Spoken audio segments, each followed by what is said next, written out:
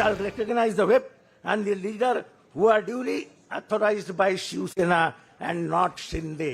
Shinde is a faction and we don't recognize it. We only recognize a party.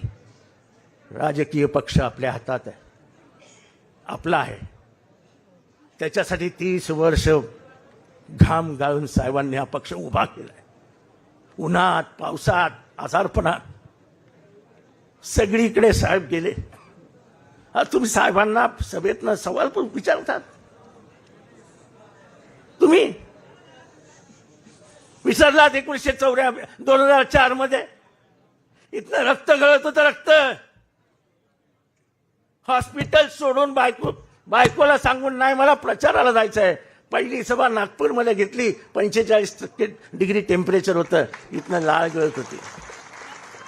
आपला रक्त देणारा तुम्हाला निवडून आणण्यासाठी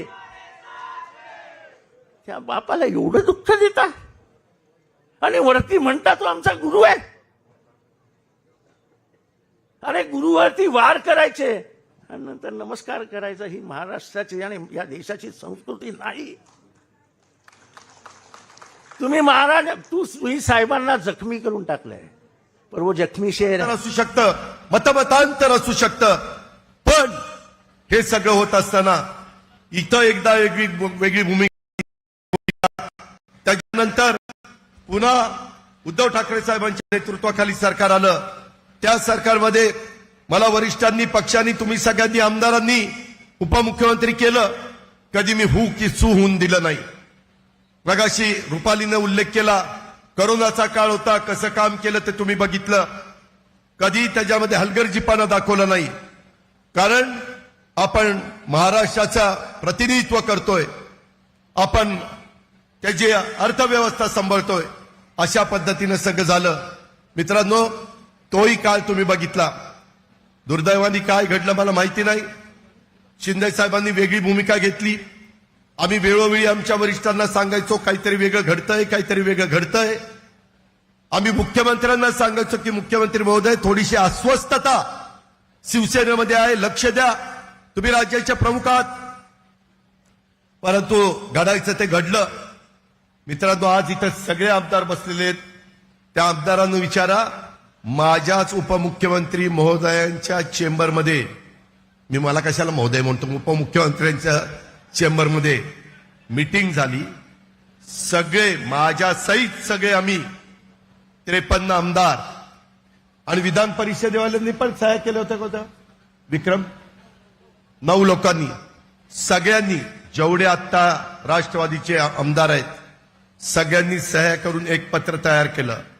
पत्र ड्राफ्ट केलं या सद्ग्रस्तांनी, हसन मुश्रीफ साहेबांनी.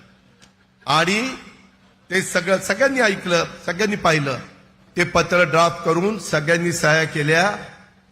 आपल्या वरिष्ठांना विनंती करा की सरकारमध्ये आपण गेलं पाहिजे. कामं होणार नाहीत, अडचणी येतील, विकास होणार नाही, जनतेचे प्रश्न सुटणार नाही. लोक आपल्याला विचारतील की बाबा तुम्ही निवडून जाऊन काय केलं. काही तर पहिल्या टर्मचे आमदार, माजी दिलीपरावांची, भुजबळ साहेबांची सोडून द्या, आम्ही 7-7 टर्म, 6-6 टर्म, 8-8 टर्मचे आमदार आहोत. पण बाकीच्या आमदारांना वाटतं ना आमचे पिण्याच्या पाण्याचे प्रश्न सुटावेत, आम्हाला 25-15चा निधी मिळावा, 30-54चा मिळावा, आम्हाला त्या ठिकाणी वेगवेगळ्या पद्धतीनं निधी मिळावा, ठोक तरतूद मिळावी. मित्रांनो, आम्ही करत होतो. आम्हाला सांगितलं आता असं करा.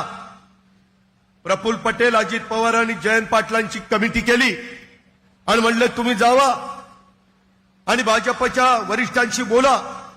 भाजपच्या वरिष्ठांनी सांगितलं फोनवर, असली गोष्ट फोनवर बोलून चालत नाही, तुम्ही इंदूरला या.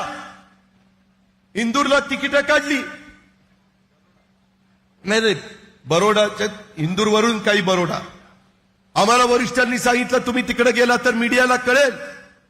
आता म्हणलं सरकारमध्ये जायचं तर मीडियाला कळलं तर कळलं, नाही म्हणले जायचं नाही. आमची तिकीट कॅन्सल केली. यांनी तर स्पेशल फ्लाईट केलं होतं. आणि मी जयंतरावांचे नंतर सांगितलं फोनवर बोला. तोपर्यंत एकनाथ शिंदेचा शपथविधी झाला नव्हता. आणि वरिष्ठांनी सांगितलं की तुम्ही जर इथं येणार नसाल, मी दिल्ली सोडून इकडे आलोय, तर मला फोनवर बोलता येणार नाही. ही महत्वाच्या गोष्टी असतात, हे अशा करून चालत नाही. मला महाराष्ट्रातल्या जनतेला विचारायचं आहे, मला माझ्या राष्ट्रवादी काँग्रेस पक्षाच्या जीवाभावाच्या कार्यकर्त्यांना विचारायचं आहे. आणि ह्याच्यातलं एक जरी खोटं असलं तर एका आमदारांनी उठावून सांगावं, सगळ्यांच्या सह्याच्या पत्राची झेरॉक्सची कॉपी आज माझ्याकडे आहे. माझ्याकडे आहे. ह्यामध्ये मला ती मी दाखवायची म्हटलं तर दाखवू शकतो. का मला लोकांच्या समोर त्या ठिकाणी विलन केलं जातं कळत नाही? काय माझी चूक आहे? ह्या संदर्भामध्ये ह्या सगळ्या गोष्टी होत असताना आजही माझं ते दैवत आहे, आजही माझं ते श्रद्धास्थान आहे. पण कार्यकर्त्यांनो, महिलांनो, तरुणांनो, तुम्ही सांगा, एखादा माणूस नोकरीमध्ये लागला तर महाराष्ट्र सरकारमध्ये 58व्या वर्षी रिटायर होतो. बेहद अहम बैठक अजीत पवार ग्रुप की और दूसरी तरफ शरद पवार गुट की, और ऐसे में अजीत पवार एक बेहद अहम बात इसमें कह रहे हैं कि आज भी वही हमारे दैवत हैं, यानी हमारे देवता तुल्य, यानी कि हमारे वरिष्ठ, हमारे नेता अभी भी वही हैं. एक बेहद अहम बात अभी इस वक्त कह रहे हैं अजीत पवार, और इस बैठक में वो ये बात कह रहे हैं कि पार्टी के भलाई के लिए ये कदम उठाया गया.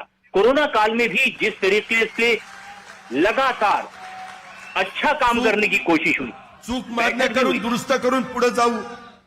पण कुणा करता चाललंय हे? कशा करता चाललंय हे? का अशा प्रकारचं चित्र राज्यामध्ये निर्माण केलं जातं? काय आम्ही कुणाच्या पोटी जन्माला आलो नाही, ही चूक आहे आमची.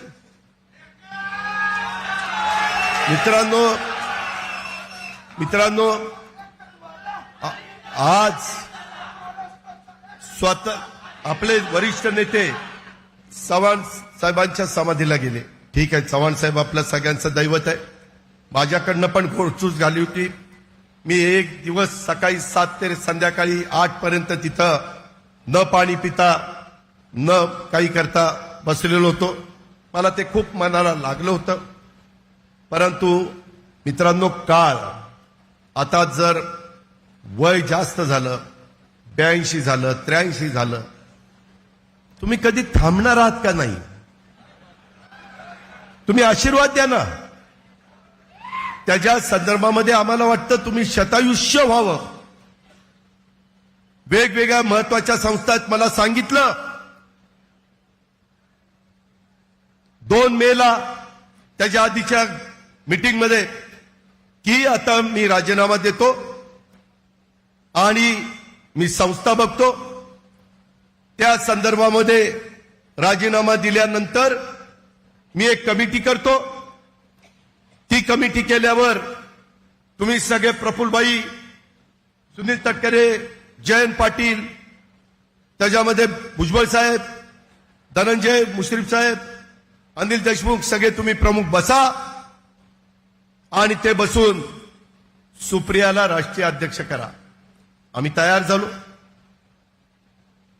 तेही आम्हाला मान्य होतं.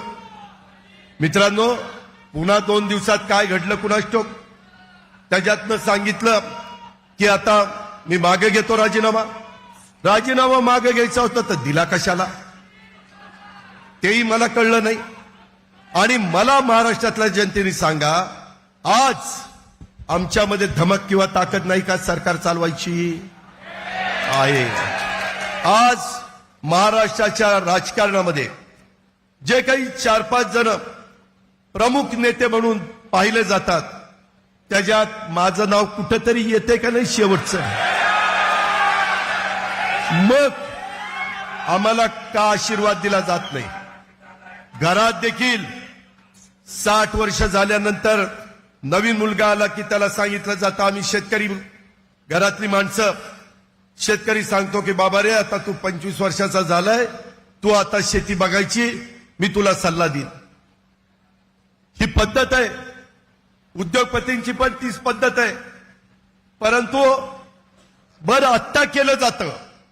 आत्ता जो काही हट्ट, मी सुप्रियाशी बोललो, अगं सुप्रिया, आपण एका घरातली एका कुटुंबातली होत, लहानाची मोठे झालोत, काहीतरी सांग. ते हट्टी आहेत, ते ऐकत नाहीत कुणाचं. असा कसला हट्ट आहे? का आमचा आदर आहे, मी म्हणतो खरंच आदर आहे, पण हे कुठंतरी महाराष्ट्रातल्या जनतेला पण कळलं पाहिजे. आता सांगितलं की काही काही आमदारांना बोलून घेतलं जातं, ते भेटले नाही तर त्यांच्या पत्नीला फोन केला जातो, त्यांना भावनिक बनवलं जातं. मी नाव घेत नाही, पण वरिष्ठ नेत्यांनी एकदा एका आमदाराला समजून सांगण्याचा प्रयत्न केला. तो म्हणला, आम्ही दादांना शब्द दिलेला, आता दादांच्या बरोबर आम्ही राहणार आहे. कारण अनेकदा हे सगळे आमदार म्हणायचे की दादा काहीतरी करा, काहीतरी करा. 2019ला केलं ते आम्हाला माहिती नव्हतं. तुम्ही आता जर काही केलं तर आम्ही तुमच्या पाठीमागे ताकदीशी उभं राहू, हे सगळ्यांनी सांगितलं, वडीलधाऱ्यांनी सांगितलं. आणि त्याच्यातनं महाराष्ट्रात मध्ये नरेंद्र मोदी साहेबांच्या सारखं नेतृत्व देशामध्ये आहे, त्यांचा करिश्मा आहे. कुणी काही म्हणा, 14ला एकट्या नरेंद्र मोदींच्याकडे बघून कन्याकुमारी पासून काश्मीर पर्यंत भाजप सत्तेवर आलाय. मोदींच्या करिश्मामुळे आला. 2019ला पुलवामा आणि काही गोष्टी घडल्या, लोकांना त्यांचा 5 वर्षाचा कारभार पटला. 2019ला पुन्हा ते सत्तेवर आले निर्विवाद. म्हणजे राजीव गांधी ज्यावेळेस 1984ला पंतप्रधान झाले तेव्हा बहुमत कसं मिळालं, तेव्हा जास्त मिळालं, पण त्याच्यानंतर पहिल्यांदाच हे दोन्ही बहुमत मिळालं. परदेशात गेल्यानंतर परदेशी लोक आणि तिथले भारतीय पण त्यांचं उत्साहाने स्वागत करतात. जर आज देशामध्ये त्यांच्याशिवाय पर्याय नसेल तर आपण त्यांना पाठिंबा द्यायला काय हरकत आहे? त्याच्यामध्ये विरोधी पक्षाचं कडबुळं बांधण्याचं काम चाललंय, ज्याचा उल्लेख पटेल साहेबांनी केला. माझ्या पण तुमच्या सगळ्यांच्यामुळं काही काही विरोधी पक्षाच्या नेत्यांची ओळखी आहेत. मी त्यांना म्हटलं काय झालं पाटण्याच्या सभेत? ते म्हणले सभेमध्ये आले होते सगळे मीटिंगमध्ये, परंतु काहीतरी घडलं. केजरीवाल ज्यांच्या ताब्यामध्ये दिल्ली आणि पंजाब आहे, दोन्ही मुख्यमंत्री तिथे बसले होते, काहीतरी त्यांचं फिसकटलं, दोघंही बाहेर निघून गेले. ट्विट केलं, ते ट्विट आम्ही बघितलं, झालं तिथंच फुसकाबार निघाला. त्याच्यानंतर स्टॅलिन जेवायला पण थांबले नाही, ते जेवले. और इस वक्त अजीत पवार को आप सुन रहे हैं, लेकिन बातों बातों में उन्होंने शरद पवार की उम्र को लेकर कुछ बड़ी बातें कह दी. मैं सीधे अपने सहयोगी विवेक का रुख करती हूं. विवेक, हालांकि राजनीति तो वो पेशा है जहां कोई रिटायरमेंट चाहता भी नहीं है, कोई लेता भी नहीं है. हाँ, हालात बन जाए तो जरूर ले लेता है. अजीत पवार का शरद पवार पर निशाना. इस वक्त की सबसे बड़ी खबर, पवार साहब अब हमें आशीर्वाद दीजिए. आपकी उम्र 80 के पार है, आप कब रुकेंगे? मतलब आप कब संन्यास लेंगे? बीजेपी में 75 साल में नेता रिटायर होते हैं, ये किसने कहा है? अजीत पवार ने. मैं विवेक का रुख करती हूं अपने सहयोगी का. अजीत पवार जो ये कह रहे हैं, उसके क्या मायने हम लेकर चले? रीमा, देखिए, दो चीज इंपॉर्टेंट अजीत पवार ने कही अभी तुरंत.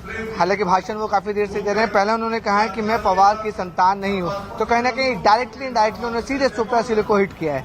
दूसरी बार उन्होंने कहा कि बीजेपी 75 साल में उम्र रिटायर हो जाती है, आशीर्वाद देते क्यों नहीं है? तो कहीं ना कहीं वो शरद पवार को अब निशाना बना रहे. खाली उन्होंने नाम नहीं लिया शरद पवार का, लेकिन नाम उनके ऊपर टिप्पणी जरूर करते हैं कि 75 साल में लोग रिटायर हो जाते हैं, आपको रिटायर होना चाहिए. लेकिन अभी शरद पवार की उम्र 83 साल है. तो कहीं ना कहीं उन्होंने नाम किसी का नहीं लिया है, लेकिन सीधे जो संकेत दिए, जो संकेत दिए वो सुप्रिया सुले और शरद पवार के ऊपर टिप्पणी करते हुए कहा है. और सुप्रिया सुले पे इसलिए भी टिप्पणी किया है, मैं आपको बताना चाहूंगा कि जब वर्किंग प्रेसिडेंट बनाने की बात हुई थी तो शरद पवार ने अजीत पवार को ना चुनकर अपनी बेटी सुप्रिया सुले को चुना था और प्रफुल्ल पटेल को चुना था वर्किंग प्रेसिडेंट के लिए. तो उसको लेकर उन्होंने टिप्पणी की कि वो पवार की संतान नहीं, इसलिए शायद उन्हें नजरअंदाज किया होगा, साइडलाइन किया होगा. उम्र को लेकर उन्होंने सीधे शरद पवार के ऊपर अटैक किया है कि इतनी उम्र में तो लोग रिटायर हो जाते हैं, तो आप क्यों नहीं हो रहे हैं रिटायर? तो कहीं ना कहीं नाराजगी जो है अजीत पवार की साफ तौर पर वो अपने मंच पर नाराजगी दिखा रहे हैं. अब लगता है कि जो 2019 में जो हुआ था कि शरद पवार की पत्नी प्रतिभा पाटिल आई थी इस पूरे मामले में और शरद पवार को अजित पवार को मनाने की कोशिश की थी, अजित पवार मान भी गए थे, लेकिन अब जो है रिलेशन इस कदर बिगड़ चुके हैं, इस कदर खराब हो चुके हैं कि अजित पवार लगता नहीं है कि अब वापस जाने के मूड में, क्योंकि वो पहली बार शरद पवार और सुप्रिया सुले के बारे में इतना कुछ बोल रहे हैं, तो जो डिस्टेंस है, जो दूरियां हैं, वो काफी ज्यादा बढ़ चुकी हैं और आज शरद पवार की कोशिश यही रहेगी कि जो विधायक नाराज हैं अजित पवार को छोड़कर उन्हें वापस अपने पास बुलाया जाए। लेकिन अजित पवार की लैंग्वेज से साफ तौर पर हो रहा है कि जो टिप्पणी कर रहे हैं वो किसी का नाम बिना लिए हुए, लेकिन संकेत जो है वो सीधे सुप्रिया सुले और शरद पवार के ऊपर कर रहे हैं, तो नाराजगी साफ तौर पर उनकी इस सभा में दिख रही है। जी विवेक, आपने कहा कि पहले तो वापस लौट गए थे अजीत पवार, लेकिन इस बार ऐसी परिस्थिति बन नहीं रही है, तो अजीत पवार तो वापस नहीं लौटेंगे, कुछ विधायक क्या वापस लौट सकते हैं? क्योंकि खबर ऐसी है कि कुछ एक विधायक अभी नॉट रीचेबल है, उन तक किसी की पहुंच नहीं है, न वो अजीत पवार खेमे में न वो शरद पवार के गुट में। तो ऐसे में उन विधायकों की संख्या कितनी है जिन्होंने अभी तक मन ही नहीं बनाया कि किधर जाना है, किस खेमे का साथ देना है? देखिए, इसमें ना पूरा ये नंबर गेम है।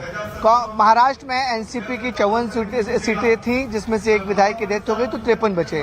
53 में से अभी फिलहाल जो एट प्रेजेंट अजित पवार के गुट में है वो 30 एमएलए हैं, 16 एमएलए शरद पवार के गुट में है, यानी कि 16 और 30 46 एमएलए हैं।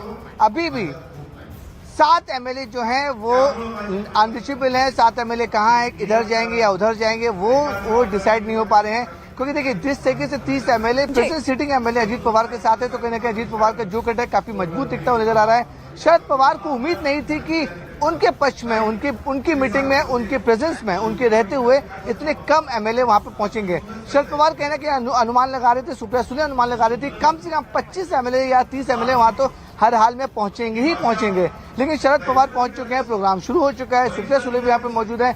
जो उम्मीद थी कि 25 एमएलए पहुंचेंगे वो उम्मीद पूरी नहीं हो पाई। अभी तक जो हमारे पास ऑफिशियल आंकड़ा आया है कि 16 एमएलए शरद पवार के मीटिंग में पहुंचे हैं, 30 एमएलए यहाँ पहुंचे हैं, तो कहीं ना कहीं अजीत पवार का गुट जो है काफी मजबूत यहाँ पे दिखता हुआ नजर आ रहा है। और अजीत पवार जिस तरह से क्लेम करे कि 43 विधायक, 6 एमएलसी और 3 सांसद उनके पक्ष में हैं और उनके साथ में खड़े हुए हैं, तो कहने के जो नंबर वो बता रहे हैं तो उससे साफ तौर पे लग रहा है कि अजीत पवार इस समय पॉजिटिव वाले नोट पर हैं और मजबूत दिख रहे हैं। बहुत हद तक ये तस्वीर अभी तक भी साफ नहीं हो पा रही है कि इस नंबर गेम की लड़ाई में शक्ति प्रदर्शन के दौरान किसके पास क्या है। लेकिन मेरे 2 सहयोगी और इस वक्त जुड़ रहे, दिवाकर और श्रेया। मैं श्रेया आपके पास आऊं, लेकिन पहले दिवाकर से समझती हूं। दिवाकर, जो परिस्थितियां बनी हुई है उसको देखकर सबको पहले से मालूम था शरद पवार की उस मीटिंग से, जहां सिर्फ सुप्रिया सुले और प्रफुल्ल पटेल को जिम्मेदारी सौंपी गई थी कि अजीत बागी होंगे। ये शरद पवार को भी मालूम था और ये जो भी महाराष्ट्र की राजनीति को देख रहे थे उन्हें भी मालूम था। लौटना नहीं है अजीत पवार को, ये भी पिक्चर क्लियर है। लेकिन ये जो शक्ति प्रदर्शन की तस्वीरें आप देख रहे हैं, अभी तक किसके पास कितना नंबर गेम? देखिए रीमा, मैं जहां मौजूद हूं, यहां पर शरद पवार की अध्यक्षता में एनसीपी की मीटिंग चल रही है। वाईवी चौहान जो सेंटर है, दोनों हॉल इस वक्त जो है कार्यकर्ताओं से की जो संख्या है वो शरद पवार के खेमे में फिलहाल बहुत कम है। कुल 16 विधायक हैं, जिसमें से एक निर्दलीय देवेंद्र भुयार जो है, उन्होंने निर्दलीय विधायक है, उन्होंने शरद पवार को समर्थन दिया है। 15 विधायक जो है वो एनसीपी के खेमे के हैं जो शरद पवार के पास आए हैं। इसके अलावा जो 6 जो सांसद हैं वो इस वक्त इसी यशवंतराव चौहान में सेंटर में मौजूद हैं। 3 एमएलसी इस वक्त जो है यहाँ पर मौजूद हैं। यानी कुल मिलाकर जो आंकड़ा शरद पवार सोच रहे थे कि उनके पास 40 से 42 एमएलए वापस आ जाएंगे, लेकिन वो होता फिलहाल नजर नहीं आ रहा है। 30 एमएलए इस वक्त अजीत पवार के गुट में होने की बात कही जा रही है। यानी जो 8 अब विधायक बचते हैं उसमें से 7 विधायक अजीत पवार को चाहिए, क्योंकि अगर एंटी डिफेक्शन लॉ से बचना है तो उन्हें 37 का आंकड़ा चाहिए ही होगा और तभी उनके ऊपर वो कानून अप्लाई नहीं होगा। तो ऐसे में बिल्कुल दिवाकर, लेकिन ये 37 का आंकड़ा क्या वाकई अजीत पवार के पास है या फिर कुछ कम विधायक है? क्योंकि अगर ऐसा होता है तब तो मुश्किल में फंस जाएंगे अजीत पवार। श्रेया, क्योंकि अजीत पवार की मीटिंग जहां पर चल रही है उस मंच के नजदीक ही खड़ी हैं, तो श्रेया आप तो साफ तौर पर देख पा रही होंगी कि मंच पर कितने विधायक हैं। अब 37 यानी कि 2/3 वो जो बहुमत जिसके बाद दल बदल कानून लागू नहीं होगा वो है अजीत पवार के पास। दिखाई दे रहा है क्या इस वक्त? देखिए, इस वक्त अजीत पवार की जहां मीटिंग चल रही है हम वहां मौजूद हैं और इस वक्त अजीत पवार स्टेज पर मौजूद है और लगातार वो सारे लोगों को जो है वो संबोधित कर रहे हैं। और साफ तौर पर अगर हम नजारों के जरिए हम आपको बताएं तो स्टेज पे काफी ज्यादा एमएलए जो है वो अजीत पवार के साथ नजर आ रहे हैं। वहीं यहाँ पे दावा किया जा रहा है कि 30 से ज्यादा एमएलए जो है इस वक्त अजीत पवार के साथ है। देखिए, अभी कुछ दिन पहले तक यही बताया जा रहा था कि इस मीटिंग के जरिए साफ तौर पर ये क्लियर हो जाएगा कि किसके पास कितने विधायक है, किसके पास कितने एमएलसीज हैं। लेकिन अजीत पवार एक साथ अपने सारे लोगों को लेकर इस मीटिंग में पहुंचे थे, जिसकी वजह से अभी तक एक साफ आंकड़ा जो है अजीत पवार का वो सामने नहीं आ पाया है। लेकिन दावे तो यही किए जा रहे हैं कि 30 से ज्यादा विधायक जो है वो इस वक्त अजीत पवार के साथ हैं। और साफ तौर पर जिस तरीके से अजीत पवार मंच पे सारे लोगों को संबोधित कर रहे हैं, उनका गुस्सा शरद पवार सुप्रिया सुले के खिलाफ साफ तौर पर नजर आ रहा है। क्योंकि अजीत पवार ने साफ तौर पर ये कहा कि शरद पवार अब 83 उम्र के हो गए हैं, वो अभी तक रिटायर क्यों नहीं होते। तो साफ तौर पर आज जो है काफी ज्यादा खुलकर अजीत पवार अपना गुस्सा मंच पर दिखाते नजर आ रहे हैं। वहीं काफी ज्यादा एफिडेविट जो है वो सारे लोगों से आज साइन करवाया गया है। लेकिन अभी भी नंबर के आंकड़ों को लेकर कुछ तय नहीं हो पा रहा है कि अजीत पवार के पास अभी भी कितने विधायक और एमएलसी है। लेकिन अगर हम तस्वीरों के जरिए देखें तो काफी ज्यादा आंकड़े जो है वो अजीत पवार के पास नजर आ रहे हैं। बिल्कुल, लेकिन 37 से अगर 2 विधायक भी कम रह गए श्रेया, तो फिर इतना लड़ाई झगड़ा, इतना जो आरोप प्रत्यारोप चला है और आरोप अभी भी लग रहा है अजीत पवार के ऊपर, उन सब का फायदा क्या रहेगा? आप कह रही हैं 30 से ज्यादा विधायक हैं, पर सवाल श्रेया मैं ये पूछ रही हूँ कि 37 से 1 भी कम रह गया, 37 से 2 भी कम रह गया, तो फिर तो हाथ कुछ भी नहीं लगेगा ना अजीत पवार के। श्रेया, देखिए, साफ तौर पर आप जो कह रही हैं कि अजीत पवार के हाथ अगर 1-2 लोग भी यहाँ से चले जाते हैं तो साफ तौर पर अजीत पवार के पास ऐसा कुछ नहीं बचेगा जिसके थ्रू वो आगे जाकर लड़ाई कर सकते हो। लेकिन लगातार अभी भी मंच पे जितने लोगों ने यहाँ पर संबोधित किया है पूरी जनता को, उसमें साफ तौर पर यही बताया गया है कि इनके पास आंकड़ों में जो नंबर है वो काफी ज्यादा है और ये जो लड़ाई है वो ऐसी ही लड़ी जाएगी। और सबका कहना यही है कि हम आपको बता दें कि एनसीपी का चेहरा जो है वो अजीत पवार ही, और अजीत पवार जब तक शरद पवार के साथ थे तो काफी ज्यादा स्ट्रगल जो है वो अजीत पवार ने किया है। हर वक्त शरद पवार के साथ वो खड़े रहे, लेकिन जितना हक उन्हें मिलना चाहिए मैं आपके पास आती हूँ, पवार को नहीं मिला, जिसकी वजह से मैं श्रेया आपके पास आती हूँ। मैं विवेक का रुख करूंगी। यहाँ दल बदल नहीं हुआ है, बल्कि पार्टी पर एकाधिकार की कोशिश, और जो नियम कहता है वो ये कहता है कि जिसके पास पावर हो वही सब कुछ। पवार साहब, अब हमें आशीर्वाद दीजिए। जो अब से ठीक कुछ ही देर पहले अजीत पवार ने कही है वो बातें हम आपके सामने दोहरा रहे हैं। आपकी उम्र 83 साल हो चुकी है, अब आपको रिटायरमेंट लेना चाहिए। क्या आपके घर में जन्म लिया, ये मेरी गलती। अजीत पवार का शरद पवार पर निशाना, पहली बार खुलकर कुछ तल्ख शब्दों का भी इस्तेमाल किया। हालांकि वो ये भी कह रहे हैं कि शरद पवार मुझे आशीर्वाद दें, आपके घर में जन्म नहीं, मेरी क्या गलती। ये इस वक्त जो सुप्रिया सुले को जिम्मेदारी सौंपी गई है, ये उस एंगल को भी अजीत पवार लेकर चल रहे हैं। मैं विवेक का रुख करती हूँ। विवेक, जिस आंकड़े पे हम बार बार फोकस कर रहे हैं, दरअसल जब भी ये मामला कोर्ट में जाए, स्पीकर के पास जाए, जहां भी आंकड़ों की संख्या ज्यादा है, पार्टी पर एकाधिकार उसी व्यक्ति का होगा जो हमारा संवैधानिक जो प्रक्रिया है उसके हिसाब से, जो चुनाव आयोग की तरफ से जो बातें आती है उसके हिसाब से, उसी का सब कुछ सर्वे सर्वा होगा। और इस वक्त ये जो शक्ति प्रदर्शन है, क्या ठीक उसी काम के लिए? बिल्कुल सही करीमा आपने। देखिए, अगर हम लीगैलिटी वाइज देखी जाए तो ये जो पार्टी क्लेम कर रहे हैं, शरद पवार क्लेम कर रहे हैं, अजीत पवार क्लेम कर रहे हैं, लेकिन इनके क्लेम करने से कोई फायदा नहीं होगा जब तक स्पीकर या फिर कोर्ट ये न तय करे कि आखिरकार पार्टी किसकी है, कितने विधायक किसके साथ हैं, व्हीप कौन होगा,